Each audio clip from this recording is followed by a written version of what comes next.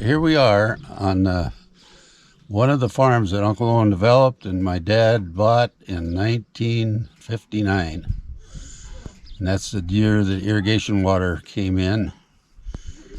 And this is where I started my farming career. But we'll set up here and talk just a little bit about it and tell a couple stories.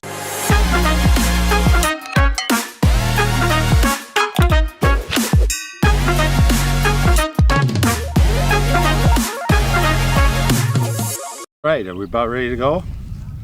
Well, here we are on one of the farms that I mentioned earlier that my uncle developed in about 1959, and actually needed to develop these farms and sell them off because he owned too much land. And when the irrigation came in, there was actually a limitation on how much acreage he could own and irrigate. So he sold these farms, approximately 11,000 acres and 11 different farms, something close to that. And my dad bought one of them, and I started my farming career here. Can you believe that? I didn't know that. This is the one that my dad purchased, and I farmed here from. Let me tell you a little bit of how it was out here. In those days, this was all this big flat that we see here. Goes to the Columbia River, actually. And it, straight north of Tri-Cities, I think. And it actually was my uncle's dryland farm. He grew wheat here for several years in the 40s and 50s. And this is where we came goose hunting. When the geese would fly in the fall, would fly off the Columbia River, come out here to feed on the grain. And so anyway, the farm was developed in 1958. A lot of it was leveled by landlubbers. Some of it was put under wheel line sprinklers. And anyway, 1960 was our first year with irrigation water. And I was single at the time, not married yet. Lived in this house that was right over there. And let me think. It was kind of desolate country. There was a couple places out here, a mile south of here, and another mile the other way. There were some houses that Lowen's hired men lived in. And anyway, when irrigation came in, it was a struggle to get it under irrigation, but now it's become very, very productive, as some of the pictures will show.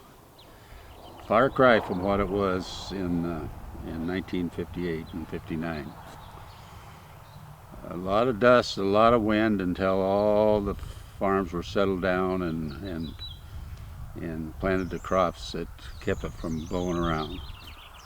Anyway, I farmed here from 1960 through 1971.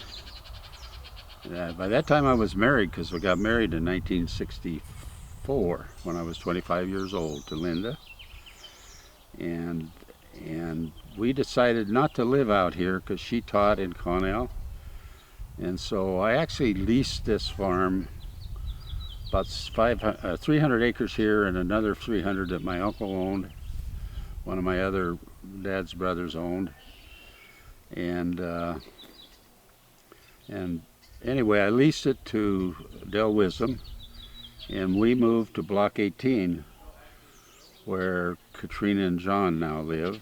Just a little bit more about my years here, changing siphon tubes and digging out ditches that blown full of sand, and grew some sugar beets and potatoes and beans and alfalfa and lima beans and wheat.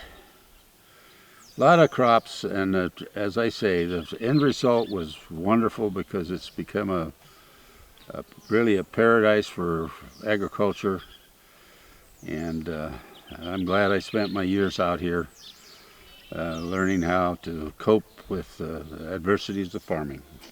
Oh, very cool. But I'm sorry, did I hear you say you dug out ditches that were full of sand? Yeah, it was when we leveled the land, it didn't have any cover. And so that first year, the wind would blow and the ditches would fill with sand, the head ditches that carried the water to the fields. And we'd have to dig them out with a ditcher and then dig the rills out where we put the siphon tubes in. And I was pretty expert at picking up siphon tubes and walking down and throwing them down the ditch. And that's how we watered about half of this farm. The other half was in wheel line, and we moved those every 12 hours. And moved them over 60 feet and hooked them up and let them run for another 12 hours. And that's how we started irrigating farming. Oh, very cool. Right here is a phenomenon that happened here that is the only time I ever saw happen in the Columbia Basin. And that was one day I wasn't home. It was in the mid-1960s, I believe, maybe close to 1970. There's a birch tree just about where your trampoline is. Okay. And it was just about as big as those trees, maybe a little smaller, nice birch tree.